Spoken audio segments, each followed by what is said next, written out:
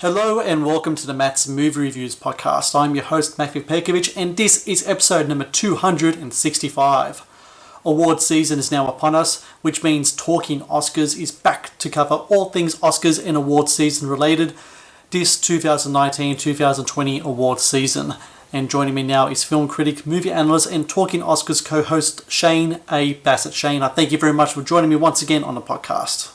Well, thank you very much, Matt. As I always say, it's a pleasure to be here, and I love talking movies with you, and especially this time of year where the Oscars and award season is heating up. But for our listeners and people who follow your social media, I would like to just ask you personally, I believe you're retiring from doing a little bit of film criticism, and I'm just wondering why, if you could explain that to not just me, because the listeners don't know, but this is the first time we've spoken for a few weeks, but to everyone out there who is a big fan of you. Your Matt's Movies Reviews has been a huge hit over the years and building, so let me know what the decision is.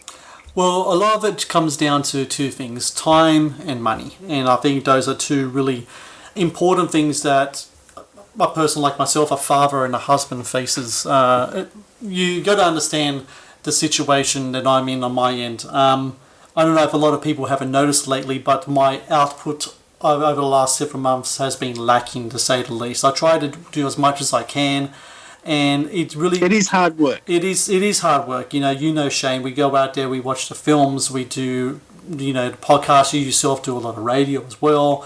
We write, reviews. Writing reviews isn't something that you can just do within 15, 20 minutes. It's a process, I know for yourself and myself as well, we'd like to research our stuff. There's a lot of things that go with it, and I just found that I'm not putting in all the effort that I can in it. I think the films that I watch deserve, and that my audience deserve as well.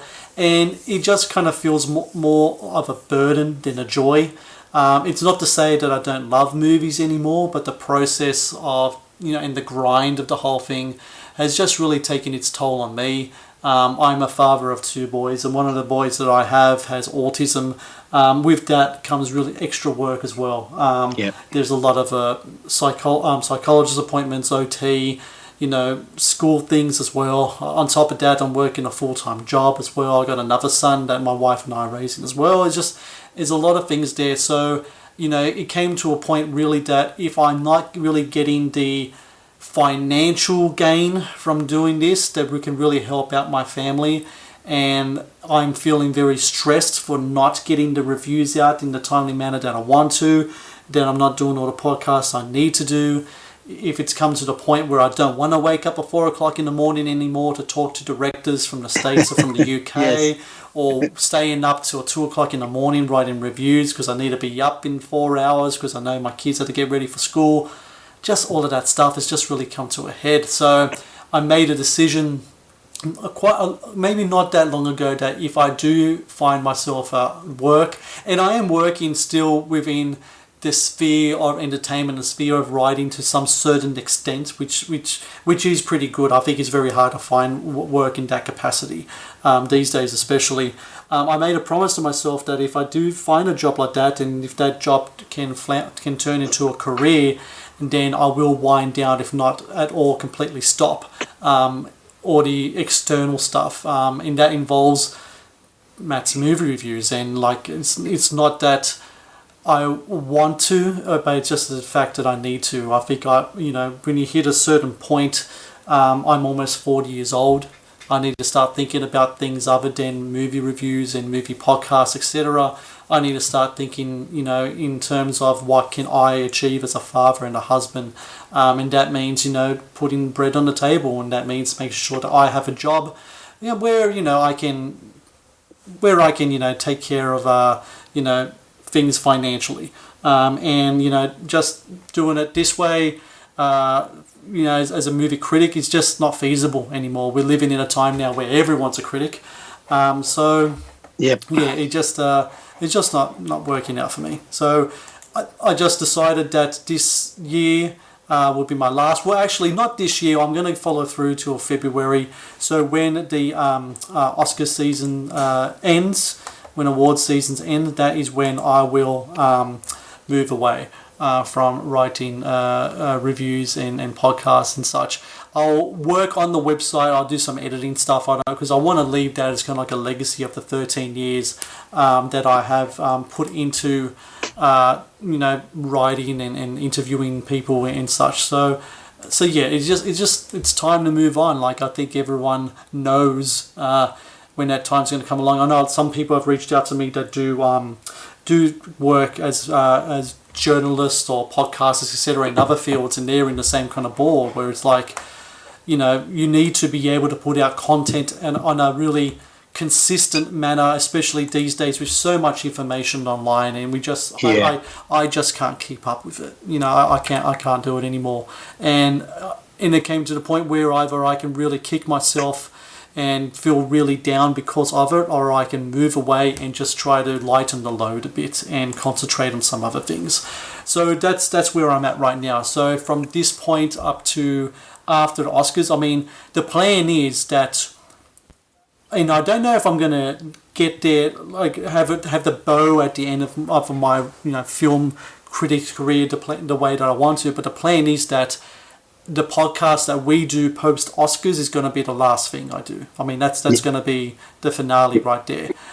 So from this point on, I'm just going to try to write all the reviews I haven't written yet, watch the movies still to come out, follow the Oscars, do this podcast, and to try to interview a few more people and directors that are really, I got a bucket list of people, so I want to try to get that done.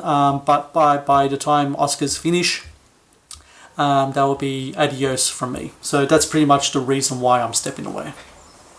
Well, no, I understand that. And if it is like the post-Oscars one-off celebration and finalise the Matt's movie reviews after the Oscars and we do our summaries, you're a colleague and a friend. You have been for a very long time now. I love doing this. And if this is the last Talking Oscars segments that we're doing and series, that's great. And I'm privileged because you're continuing with this. You don't have to, but you are. And I totally get why you're moving on.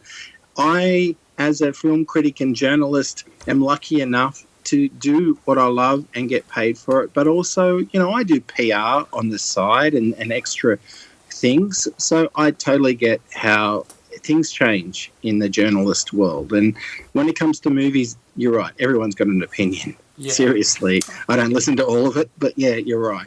People might not agree with me, but I love talking to you, Matt, and let's keep this going because, it's great. And I totally think that you've got a challenge ahead of you, but until then and in between, let's just keep going and keeping our listeners happy, I guess, and people who really do like your work over the years, and something to look forward to, at least for a couple more months. Yeah, well, I really do look forward to the next couple of months because I'm trying to, just trying to be as consistent as I can. But like I said, it's a struggle. Some days I'm going to have a review up, some days I'm not, but I'm going to try my best to. So on that note, let's continue on with episode number 265. And as usual, let's talk about what films we've watched since we last saw each other. How about Shane, you go first and talk about what films you've watched at the cinemas.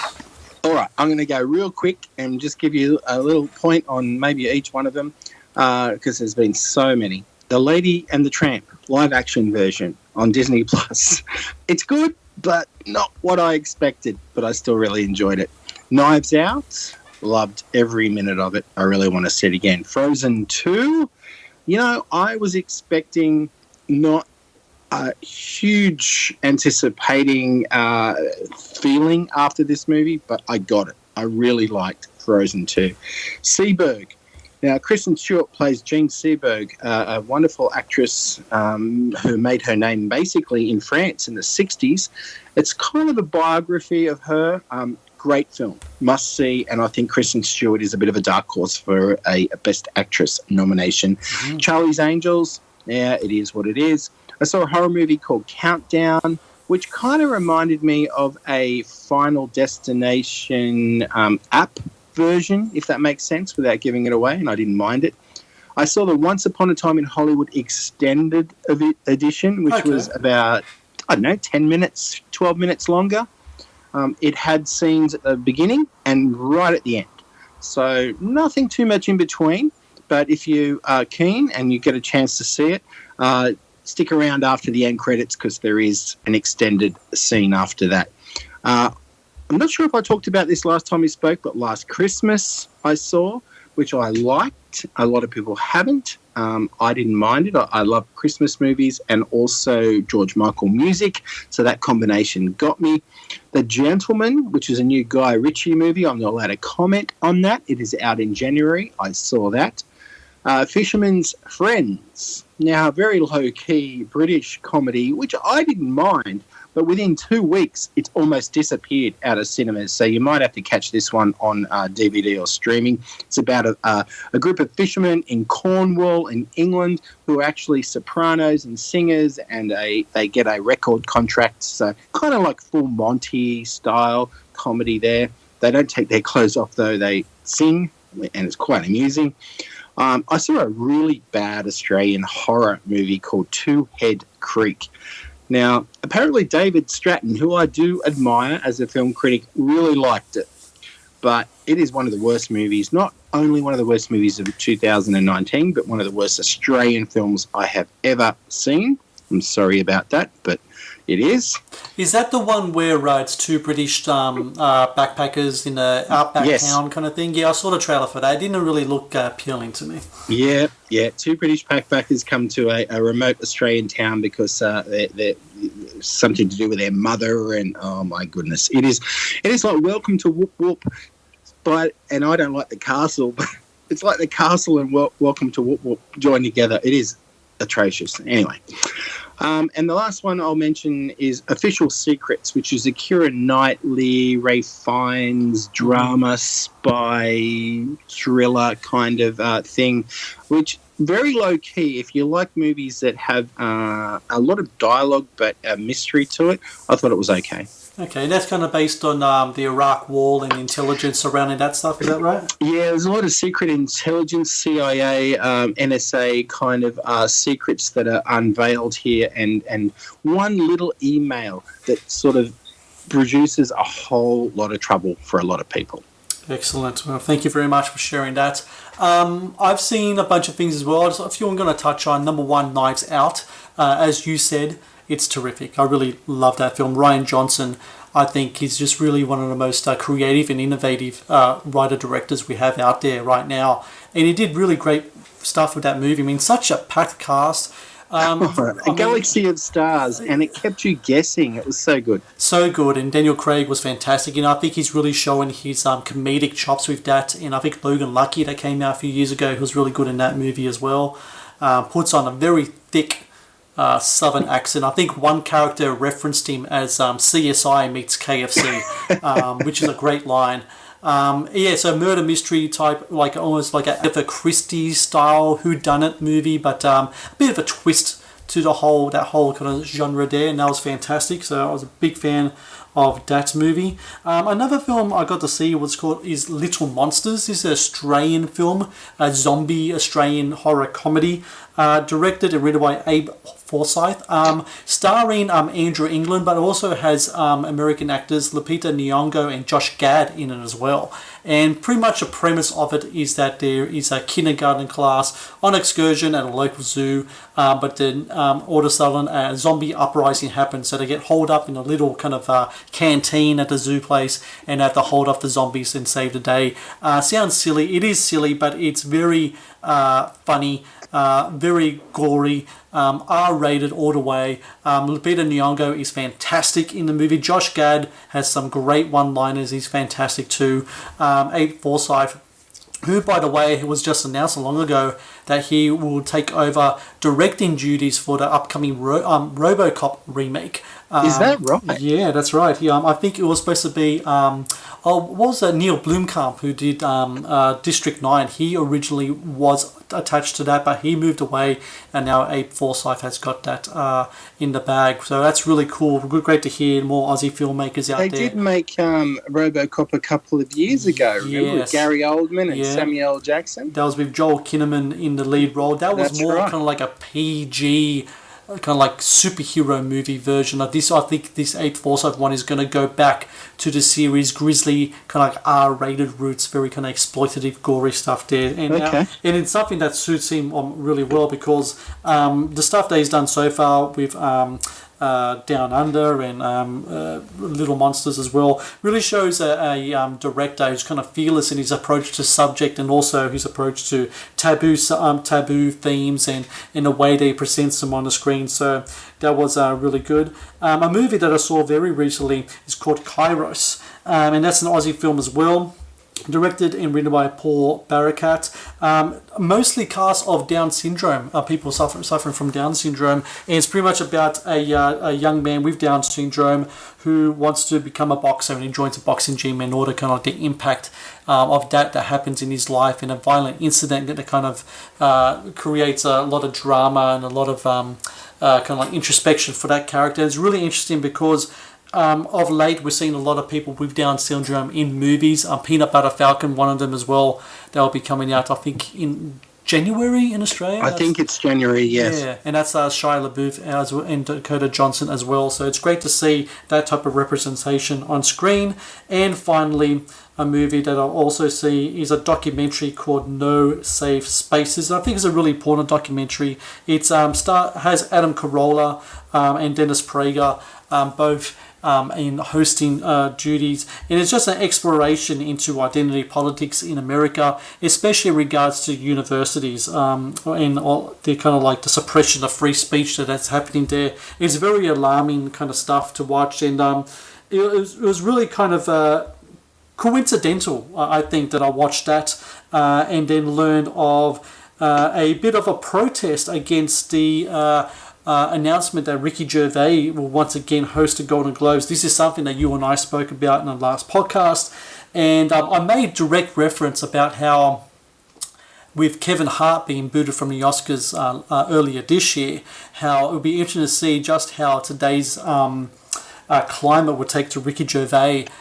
being the Golden Globes host again, because of course he's a comedian who takes no prisoners on his approach to everything. And sure enough, on IndieWire there's a article titled "Ricky Gervais and Transphobia Have No Place at the Golden Globes," written by Libby Hill. And pretty much what the article is saying is that in this climate that we have right now, and a comedian like Ricky Gervais who pokes fun at everybody, including people who are also from the trans community, shouldn't be able to host the Oscars. I shared this article with you, Shane. What were your thoughts of when you first saw this? Well, all I was saying, I don't want to add too much to this because we did speak about it last time, Matt, but the colourful history of Ricky Gervais precedes him. I mean, he's not PC. We know that. And it's the first time he's hosted anything, I believe, since the Me Too movement has begun. And, you know, it may mean that celebrities of note could boycott the ceremony. I don't know. There seems to be a lot of disruption online about it, but whether celebrities and certain actors or actresses do not turn up, I'm not sure. I think that he is got free reign. I think the Golden Globe,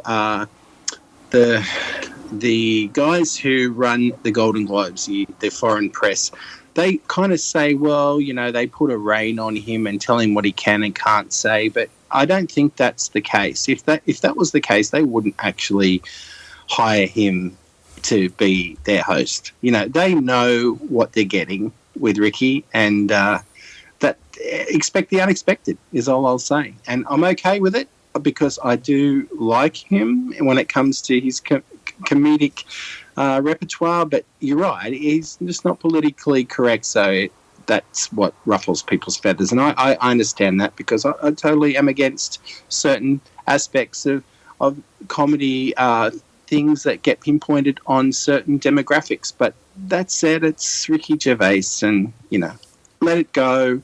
He's joking. I mean, he's joking. I don't think he really means what he's saying a lot of the time. Yeah, I mean, Ricky Gervais is pretty much a person it's kind of like the reason why I like South Park, because I call them equal opportunity offenders. I mean, they go for everyone. They make fun of everything, and I think that's the job of a comedian. They look at all type of demographics, all type of groups, all types of philosophies, and they poke fun at it, because I think it's important that things get poked fun at sometimes. For example, I'm a Catholic, I'm a Christian, and Ricky Gervais in no way likes that group of people. He makes fun of them all the time. That doesn't mean I'm going to want to stop him to do anything that he does. I mean, let him do it. I just decide not to watch it. You know what I'm saying? I mean, the power is in the person with the remote control or the tablet or the phone or what have you. If you don't want to watch it and you don't have to, that doesn't mean that he, as an entertainer, as a comedian, has to comply to all these outrages that happen everywhere. And it just seems like whenever any type of host. Like, for example, I think one person who's been under fire lately as well is Ellen DeGeneres, because she had the gall to say that George W. Bush was a friend of hers, and then everyone started losing their crap about that as well. I mean, seriously, people have got too much time on their hands. Billie Eilish recently said that she didn't know who Van Halen was. Yes. So she's 17, and, I mean, come on. I mean, that is a big deal to some people. I just can't work it out. I mean, let's be frank here. I mean, I love Van Halen. They're one of my favourite bands. But they're great. They're great. But if you're 17, you might not know who they are. They've released one album in the last 17 years. Exactly. And they did a tour, and it was all good and great. But, Van Halen are notorious for being not wanting to be in the spotlight. So how's a person like Billie Eilish, is going to grow up to understand what a ghost is? I mean, if you can't see it, you can't hear it, you don't know what it is, then how are you going to know, who it is? And I'm sure there's a lot of bands when I grew up that I didn't know of. I got to know them later. I didn't know who, like, for example, Aerosmith was till I was maybe like 15, 16, 17, because that's the time of your life when you find out, you dig deeper into the record collection and you find, like, the older tracks, and you get into it. So, I think people... Like movies. Like movies, exactly. When was the first time you maybe seen a Scorsese or say, or a William Friedkin film or stuff like that? Like, the first time I saw a Scorsese picture, I might have been, I don't know, 15, 16, 17 as well. I mean... is just how it works, I think people really need to get over just judging other people just the way they go about their business sometimes. And Ricky Gervais, his business is to be funny. The way that he's funny is he likes to make things awkward. And the way he makes things awkward at a ceremony like a Golden Globes is that he points to the Hollywood audience and he just lets them have it, because these are people that are surrounded by yes men all the time, and Ricky Gervais is just going to cut through that crap and just go straight for it. So, you know what would be great, Matt, if out of the blue he asked David Letterman to come on stage and they host together. Well, have you seen David Letterman, lady? I don't people probably even recognise him if he went on stage. That is probably right, yeah. So, I think it's just really silly, this whole thing. I mean, Ricky Gervais, he makes fun of everyone. If people from a certain segment don't like it, they don't have to watch it. And if they're going to make a big kerfuffle about it, I'm going to think that this year it's not going to be as big as a impact as it had with the Kevin Hart situation, because I think after the whole Kevin Hart situation kind of stopped, a lot of people just saw how crazy the whole thing was. And it really was. I mean... the Oscars, the whole job of the Oscars, and we talked about this before, I know, but their whole job is to try to get people to watch the show. And usually that's done through an MC, and Kevin Hart's one of the biggest entertainers in the world. And Ricky Gervais is one of the biggest comedians in the world, and he's got a great presence online, and he's done the Golden Globes 4 times. People, like you said, they just have to let it go, and just, if they don't want to watch it, you don't have to watch it. Well, social media and news is instant now, right? So what the Oscars should do is say, okay, we've got no host this year, but all of a sudden, when they have their ceremony, out comes Kevin Hart. You can imagine, within 60 seconds of him walking on stage, it'll be all over social media and everyone will tune in. They'll get the biggest, seriously, people watching them for years. I reckon don't announce it. Have a secret host, like I said last year might happen and it didn't. Have a secret host and then let social media do its work and you'll get everybody tuning in. Sounds like a good idea. Don't know if it will happen, but it'd be fun if it did. Let's talk about something that is cancelled, at least temporarily, and that is The Banker. Now, this is a film that you brought up when we were talking about supporting actor nominations. I did. Or was it actress? I forgot which one, but you brought it up last Taylor week. Black. Thank you very much. Thank you very much. So, yes, you brought it up. First time I heard of it, it was going to have its premiere at the American Film Institute Festival. It was going to open, actually, the American Film Institute Festival, and this is a big thing. It was also going to launch the movie division for Apple TV as well. So, a huge film, starred Samuel Jackson, Anthony Mackie, and then all of a sudden it got pulled from the AFI Fest, and also from what I've read so far, pulled from release both in limited cinema release and also on Apple TV as well. So Apple abruptly cancelled the premiere after the Hollywood Reporter and Deadline reported it was because of concerns raised involving the real-life subjects of the movie. Anonymous sources within Apple said that a family member that was played by Anthony Mackie in the movie raised recently uncovered and potentially damaging charges, and this is in reference to sexual assault allegations. So of late, the cast and the director of the film have come out and have defended the film and said, look, what's happening in the film and the people that's represented in the film has nothing to do with them. It has to do with another family member. But whether that's going to be enough to kind of like stem the tide of what's happening here, I'm not sure. What do you think of the whole situation, Shane? Well, I can't add too much for what you just said. I mean, it's been denied, but seriously, names have disappeared from the credits, pretty much immediately. The main character is instrumental in legislation and human rights. So the subject matter of the film is almost crossing over to real life, and it's not good for Apple TV. It's a shame because, as I said to you previously, this has potential. This looked good. It has a great ensemble of actors, a good story, and the theatrical release was going to happen.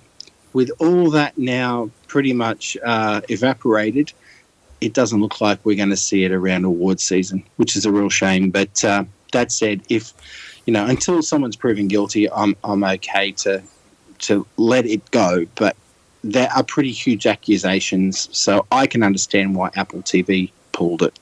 And it's really interesting because we saw at the last Oscars that there was a couple of films that had a lot of controversy surrounding it. Green Book, one of them. Bohemian Rhapsody, the other, where you couldn't even reference the director of the movie, Bryan Singer, because of the accusations put towards him as well.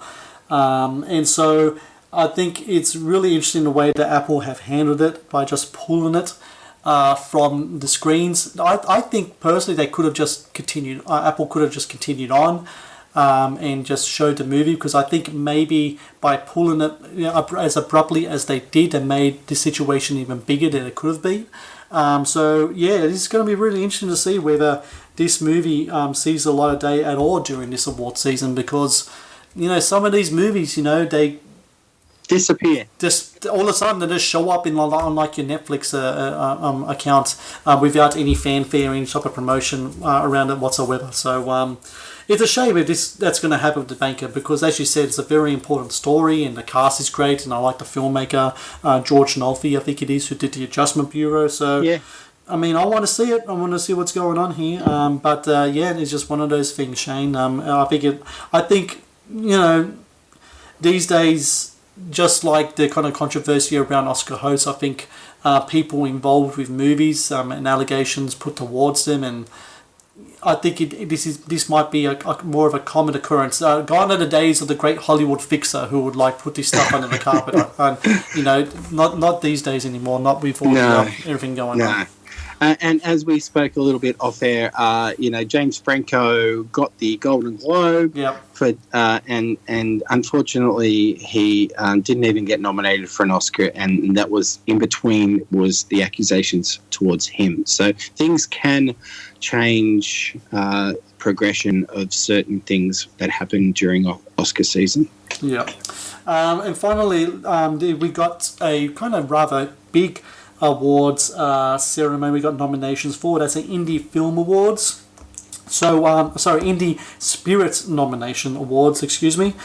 So this is a really kind of interesting variety of nominations here. I mean, Uncut Gems by the Safdie brothers, starring Adam Sandler, got 5 nominations. The Lighthouse by Robert Eggers, which we were speaking off air as well, has a theatrical release in Thank Australia goodness. of February 6th. I mean, you know, by the time it comes out, everyone in Australia is going to have this thing downloaded or ordered from Amazon. But let's just move on. Don't say the D word. Downloaded.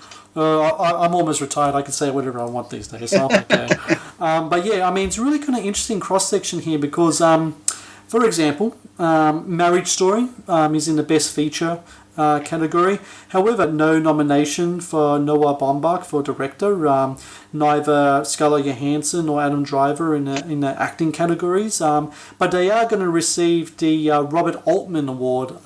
So it's kind of like an odd kind of mix here of different nominees. I think that does that go hand in hand with your Indie Spirit Awards that you know of, Shane?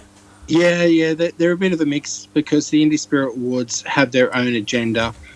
You've got like Marriage Story for the Robert Altman Ensemble Award, but no Adam Driver or Scarlett Johansson, as you say. And the Gotham Awards have just happened, and they've both just won Best Actor and Best Actress, alternatively. So with this Indie Spirits, I really like it because they do often highlight movies that we either haven't heard of much or they progress movies into the race. I think that The Lighthouse and Uncut Gems, both movies I have not seen, Matt, have got plenty of nominations. Yeah. And I think they're going to be the big winners. You got Screenplay, Marriage Story, and High Flying Bird. Yeah. They're the two that I have seen and love both. So I can't comment. Midsummer. There's no Midsummer. Yeah. And Midsummer is a brilliant film. Awkward, but brilliant. And is it classified as an indie film? I'm not so sure. I mean, who knows? I like the Indie Spirit Awards, but it is all a monopoly. Uncut Gems is a really interesting one because usually with that lead actor race, there's that 5 slot that is open to, say, an independent film or an art house film or a foreign film to get in there. And there's been a lot of love lately for Adam Sandler in regards to the performance in this movie. And look, it's kind of like an odd thing. Sometimes there are actors, I look at it like the Keanu Reeves effect that's happening right now. For such a long time, he was derided as an actor. A lot of people teased his limited abilities on the screen. Talked about these British accent in Dracula, for example. But all you need is just 1 or 2 films. In Keanu Reeves' case, the John Wick movies, and people love you again. And it does feel like that Adam Sandler is getting that kind of tide behind him. I mean, for such a long time, I mean, people just mocked his movies. And he has a deal with Netflix, and a lot of his films appear on that. And so a lot of people could see his movies, and I don't remember the last time he got a good review for anything. But Uncut Gems, I mean, I've only seen the trailer. I mean, I have no idea. I don't think there's even been a release date here for Australia. No, unfortunately, no. At the time of recording, there's no release date for Uncut Gems. Yeah. It has been a darling of the festivals around the world. It has been nominated for all these indie awards and Gotham Awards. I do believe that Adam Sandler is a good actor, but I'm like you. He doesn't appeal to me because we grew up in a generation where we were just used to his comedies, I guess. Yeah. Horrible comedies. And The Wedding Singer was the best one out of all of them. Yeah. So I do believe he'll be pretty good in this. I've seen Punch Drunk Love. Great film. Yeah. I know he can act. And between that and The Lighthouse, all the nominations that both of them have received, I assume that it might get a little bit of attention during the Golden Globe Oscar period. I think so too. But yeah, like I was saying, there's a very kind of odd mix of nominees here. The fact that Adam Driver didn't even get a male lead, and a lot of people are saying that he's a front runner for the actor category at the Oscars, is just odd to me. But that's the Indie Spirit Awards for you. So there are the nominees. The awards itself will be in February 8th to 2020. So I'm sure we're going to cover that when that time comes. But for now, let's move on to predictions. So today we're going to focus on the lead actress category, and I think that of all the categories, actor categories anyway, that this one is perhaps the most competitive and has the most range of performances as well. So I'm really excited to talk about this category. So Shane, how about you go first and you talk about your first pick for the best lead actress category? All right, this is hard. I'm going to go with the obvious to begin with, and that's Renee Zellweger as Judy Garland, because it's pretty well a shoo-in that she's going to get nominated. I'm not going to say she's going to win, because I said that last year about Glenn Close in The Wife, and it was all systems go until the actual night, and she lost. Yep. So, all I can say is what previously said is that Renee might not look like her and sound like her exactly, but she does her own singing and she is amazing in the role. Yeah, I mean, she's a previous Oscar winner for Cold Mountain, nominated for Bridget Jones' Diary of Chicago, portraying a Hollywood legend, and I think that goes a long way when you... I mean, she doesn't look like Judy Garland, but she definitely does inhabit the spirit of who she was, especially in that time of her life when she's down and out and homeless and all these different addictions, and she goes... It's such a dark film, and they show the real sort of downside of things. And I know when audiences were watching it, especially senior audiences, they weren't expecting that. But yeah, it's a different side to Judy Garland, which I think opened people's eyes. Yeah. I think so as well. And like you said, she does her own singing, and which I think is just so impressive because... I mean, when you look at some films like, say, Bohemian Rhapsody and what Rami Malek did in that movie, such great work, but of course he was lip-syncing to a lot of like Freddie Mercury and another vocalist as well. So for Renee Zellweger to do it herself, I mean, she's been out of the limelight for so long. I mean, to see her come back in such a great way is rather impressive. So, I mean, I think for sure, not only is she a lock, but she could quite be the faraway favourite to win. So we're going to definitely see. Who knows? Maybe like you said, the whole Glenn Close thing. Not only were you certain, a lot of people were certain that it was her time. Her time had come. She was going to win it, and then the night came. Didn't happen. No. Possibly the same thing can happen with Judy. Judy came out quite early. I think it was like early October, late September. So that can happen as well. And in my opinion, the person who could surpass her in regards to the lead actor's win is Scarlett Johansson for Marriage Story. She's so good. And she's never been Oscar nominated before. This will be her first nomination if she does get it.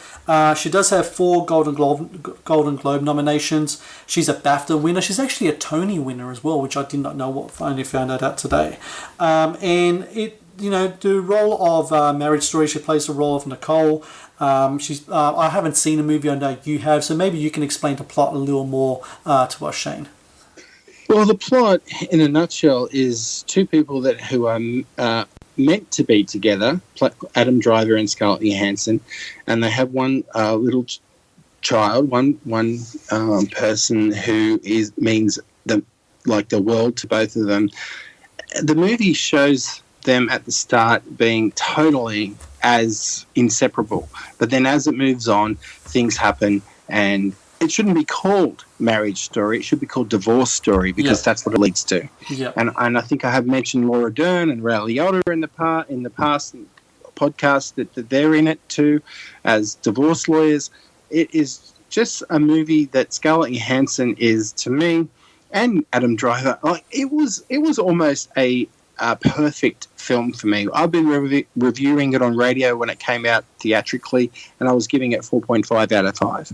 It is amazing. So there's a little bit more to it, but Noah Baumbach is the director who was married to an actor, Jennifer Jason Leigh. So I do believe that he's used some of that real life story in his movie. And whether it's true or not, I don't know, but it seems like there could be a bit of reality to this fictional story.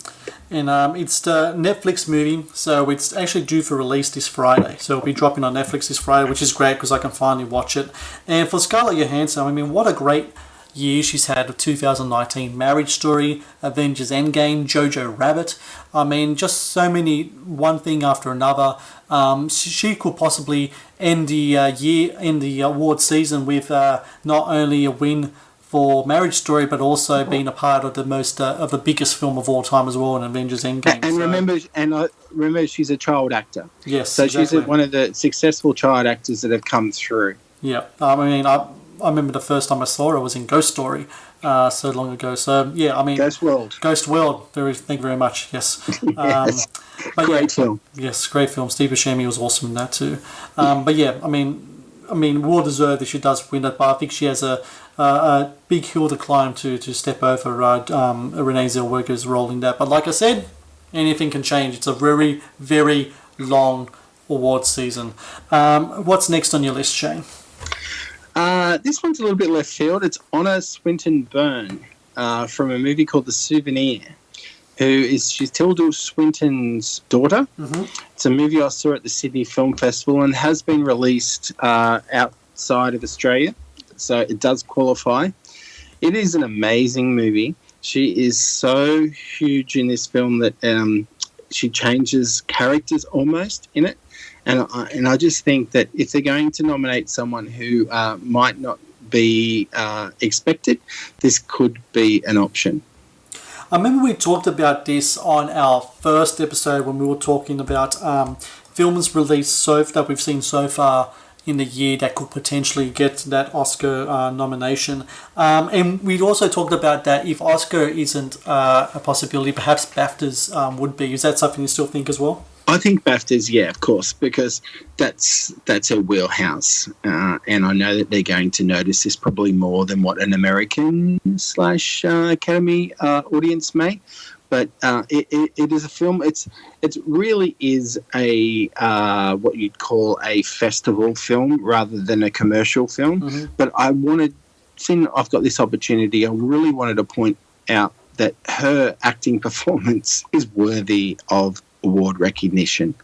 And like I said, usually in these kind of categories, there's always that one slot for that art house film, that indie film, to kind of creep in there. The film that the critics praise. You know, they send those screeners out. Maybe these Academy members haven't seen it yet. You know, a lot of them are actors and producers and directors. They're busy with their own stuff. They come across that film and bang, you know, all of a sudden you have a nomination that's come out of nowhere. That's very true, Matt. And if it's not this, it's Florence Pugh from A Midsummer, because they're both equal and astonishing. Yes, very much so.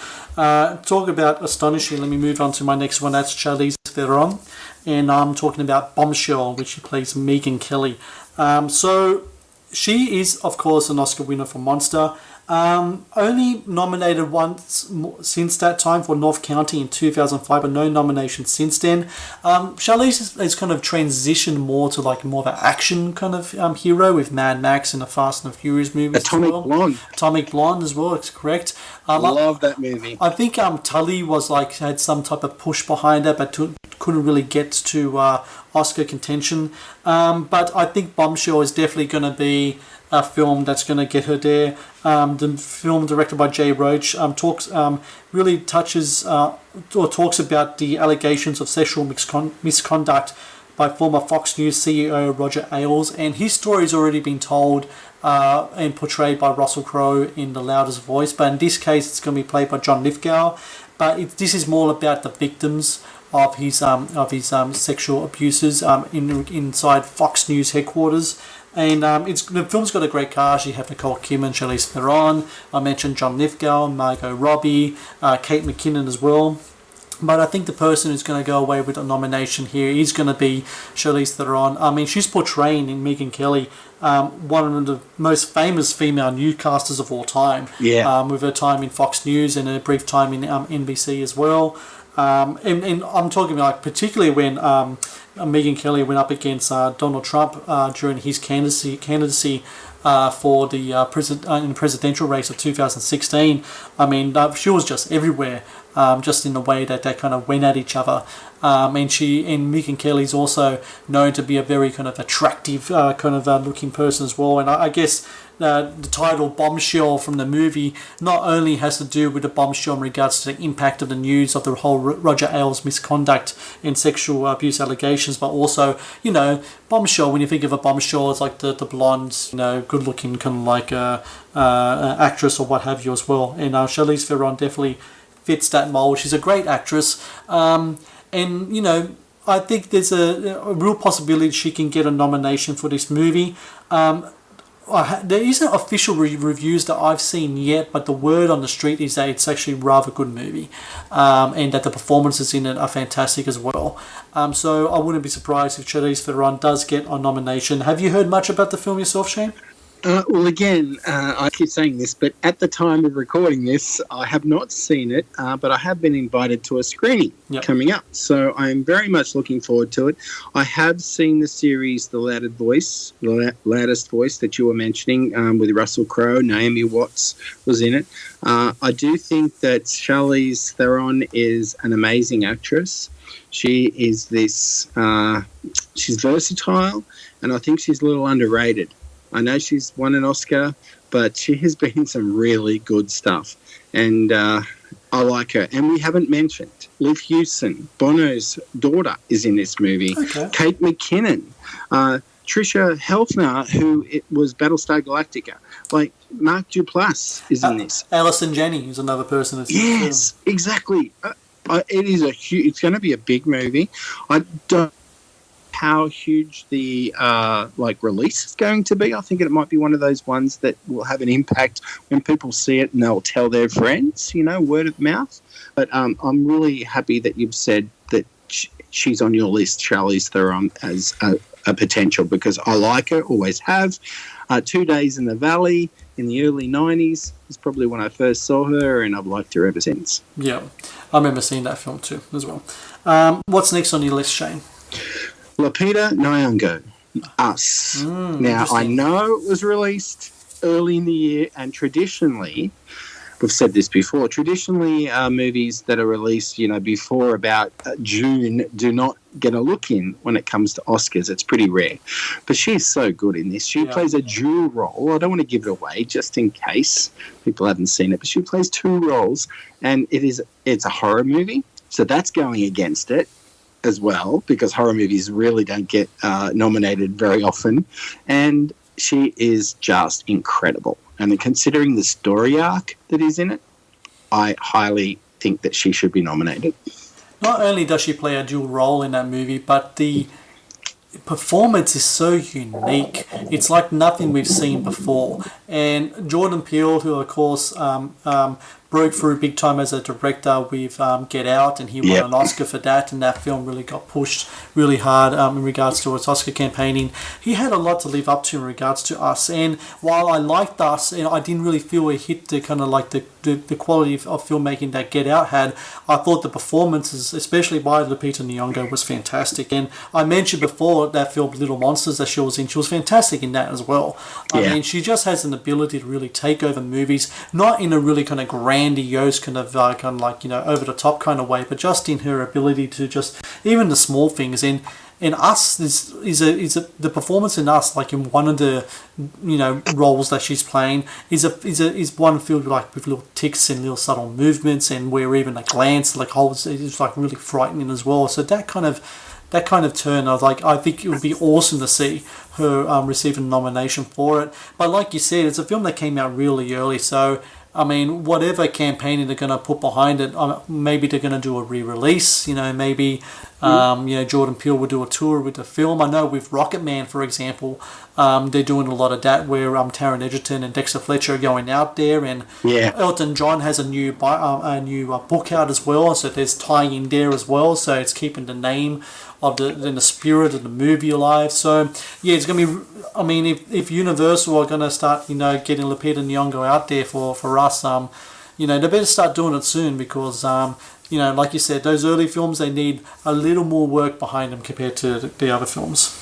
Exactly. I remember the Grand Budapest Hotel back a few years ago was nominated, and that was released in like March or April or something, and it was such a great film, and that got recognised. But it's very rare for a movie that's been released before, June-ish, maybe July, that it starts getting recognition towards the end of the year. And I think Us and Lupita is not a sure thing, but seriously, if people revisit the film and Academy voters check it out, they're going to give her the nom.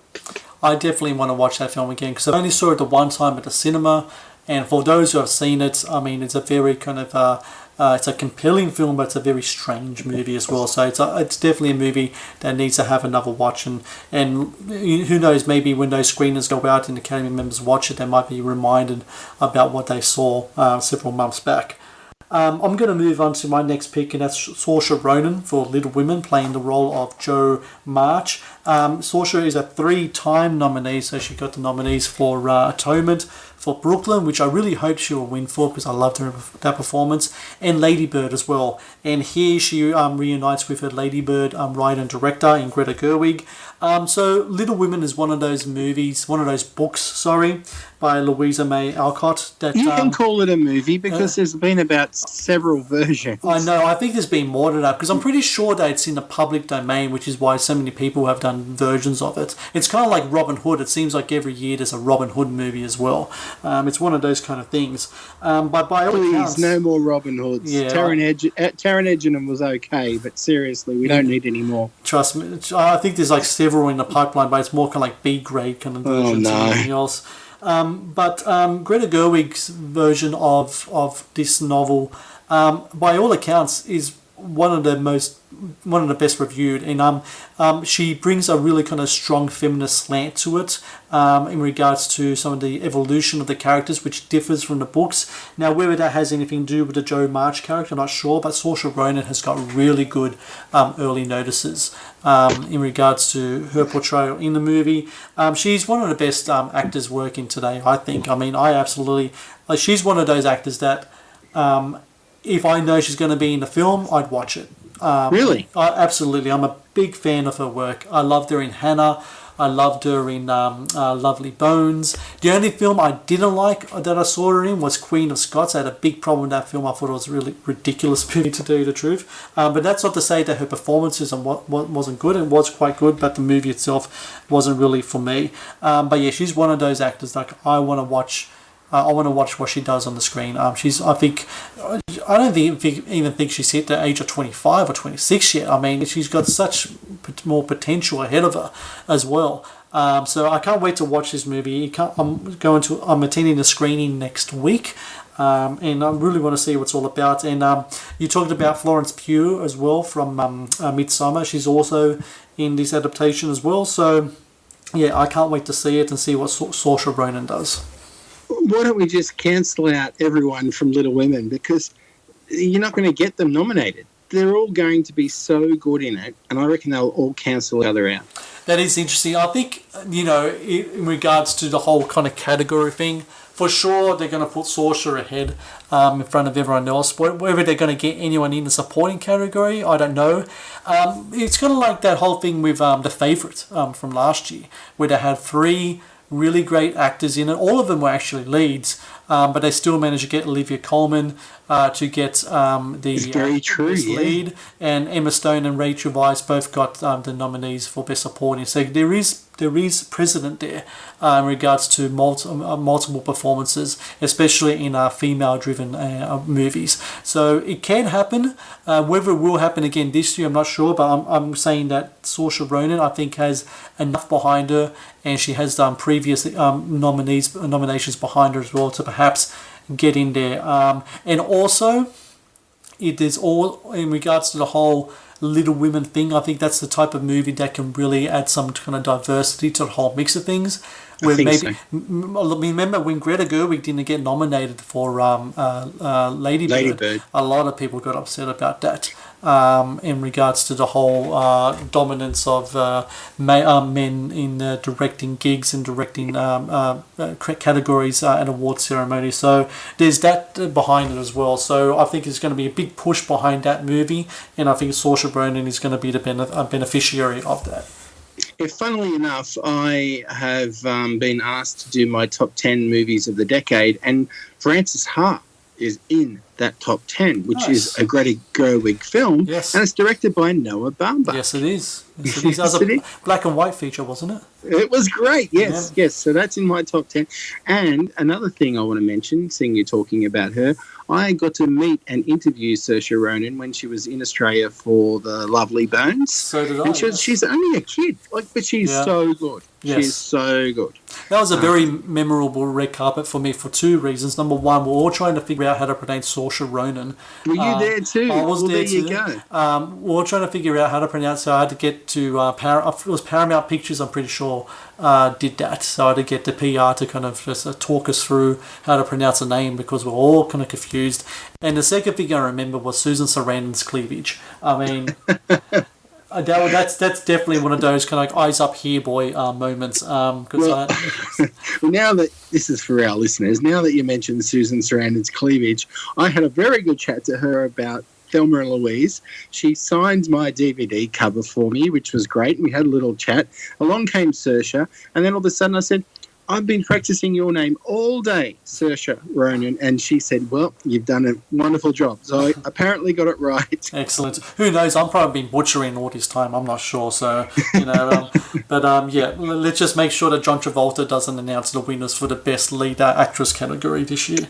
Don't start, because you might even mention Warren Beatty and Faye Dunaway. So. Yes.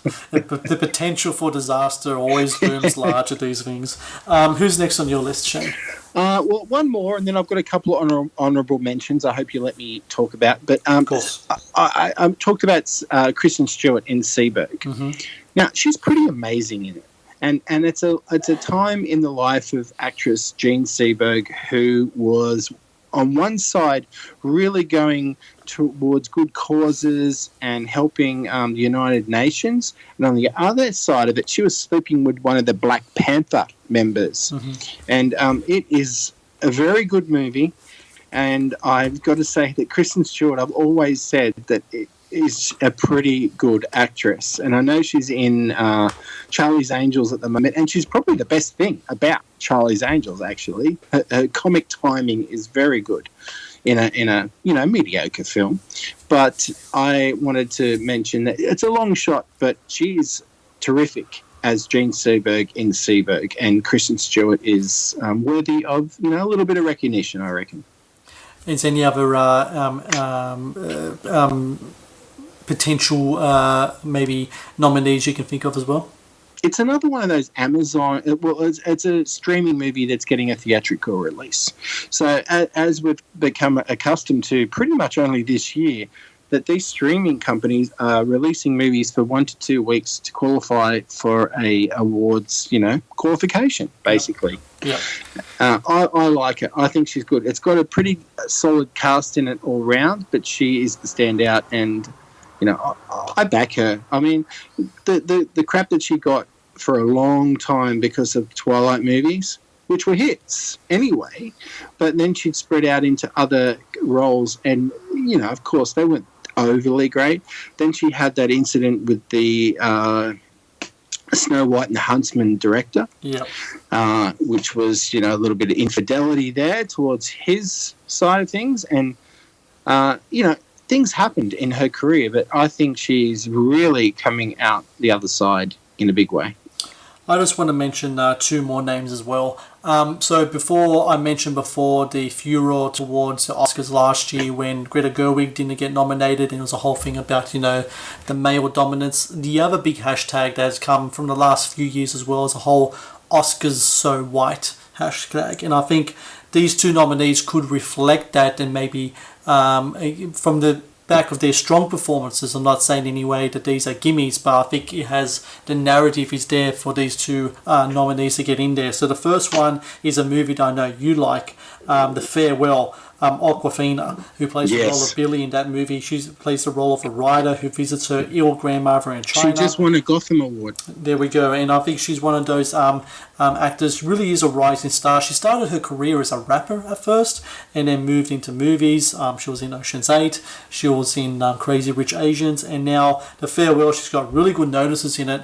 And I think they're really making a push for her. But you want to know something really interesting? I've been reading a few articles in regards to her and her performance, and they've actually been referencing her to her real name, which I think is Nora Lum. Really? Not I did not know Awkwafina, that. but because she's credited as Awkwafina in the movie. In every movie she's been in. That's right, because that's her stage name, right? That's her stage personality. Yeah. But Nora Lum is her real name, and they've been referring to her in that regard. So I'm interested to see whether that's part of the whole campaign to try to get her pushed forward, whether the whole Awkwafina thing was going against her, whether people weren't taking her seriously in regards to that stage name, and whether the whole Nora Lum thing is going to be something that's, that she's going to use to kind of like, get some type of, imaginary credibility points in regards to that.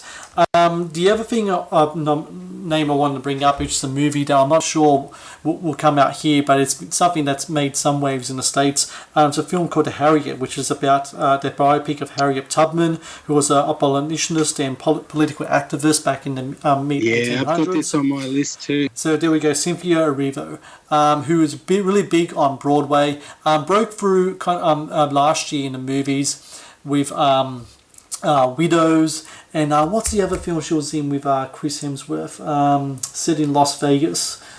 Oh, I'm drawing a blank now. But anyway, she's been in a couple of films now. She's got some really good notices, and in regards to her performance as Harriet Tubman, she's got some really good reviews in that film too. So that could also be a possibility as well in regards to a nomination.